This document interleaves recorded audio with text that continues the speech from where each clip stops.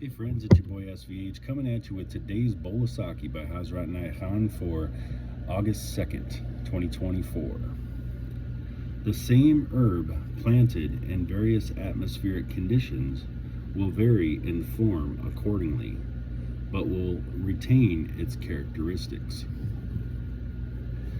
So yeah, this one I like a lot, and this one can be interpreted several different ways. There is a small bit of commentary here I want to share, but I can ascribe to this. I've always been into herbology and herbalism and all those types of things, and I don't think anybody doesn't know, but my day job is I work in the legal cannabis industry in California.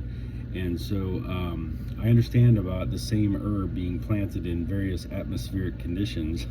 I see this a lot. You see a certain strain of something that's grown in one place will have a much different characteristic than when it's grown in another.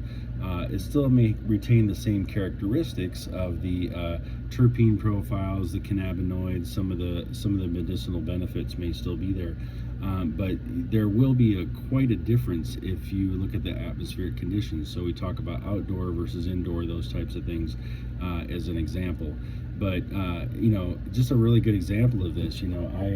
I see a lot of indoor grows and cultivations where people might be playing heavy metal or gangster rap to the things all day, and then the plants when they're growing, and then when they're being trimmed, a lot of times people are sitting there just grumbling and complaining about their day or about their job or their company or whatever the case may be.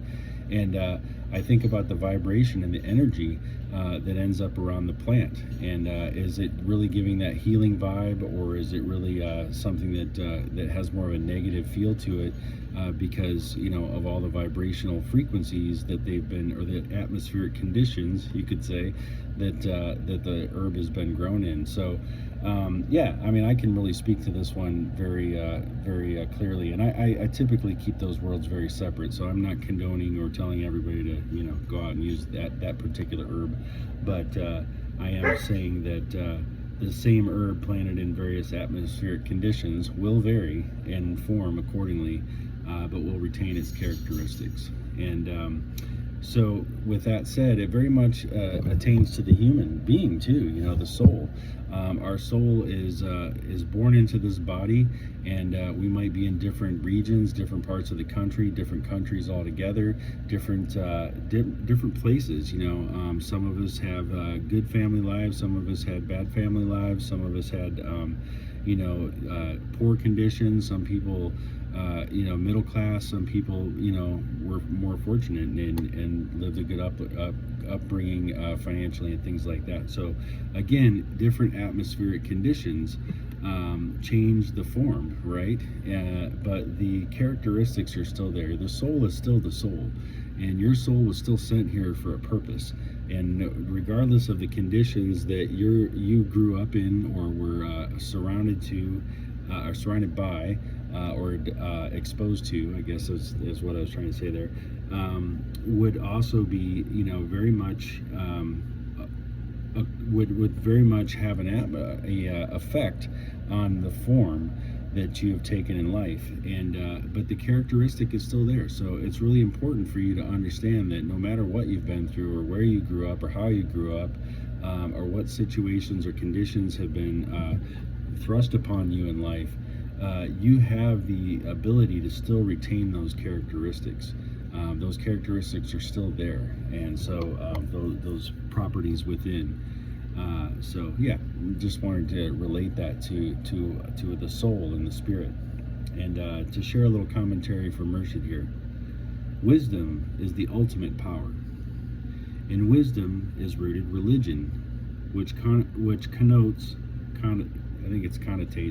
law and inspiration, but the point of view of the wise differs from that of the simple followers of a religious faith. Whatever their faith, the wise have always been able to meet each other beyond those boundaries of external forms and conventions, which are natural and necessary to human life, but which nonetheless separate humanity. People of the same thought and point of view are drawn to each other with a tendency to form an exclusive circle. A minority is apt to fence itself off from the majority, from the crowd. So it has been with the mystics. Mystical ideas are unintelligible to many. The mystics have therefore usually imparted their ideas to a chosen few only, to a picked band whom they could trust and who were ready for initiation and discipleship. Thus, great Sufis have appeared at different times and founded schools of thought. Their expression of wisdom has differed to suit the environments, but their understanding of life has been one and the same. The same herb planted in various atmospheric conditions will vary in form accordingly, but retain its characteristics. So Murshid here is really talking about religion, and he's talking about different religious beliefs or different threads of knowledge that have come through in different times, through different prophets, through different chains and lineages and things like that. But ultimately, it's all the same message, right? And I've said this many times. All religion is one religion. All truth is one truth. All is one. There is no separation. So this is really what the Sufis really like to really talk about and really work towards, is this expression of wisdom and understanding that wisdom comes in different forms and through different times. And you have to think different time periods, different places, different atmospheric conditions, as this says, are going to create a certain form. And sometimes, there had to be a great prophet or a soul or a saint that came at a different time to share the message differently. And it might seem different, but again, it's the same message. At the core, it retains its characteristics. And this is really what Murshid is talking about here with this particular bowl of Saki, is this point of view from religion. But you can look at this from several different aspects. And like I said, I love this one. I think it's a beautiful sentiment. So there you have it, my friends. There's today's bowl of Saki, and I will be back again tomorrow with another.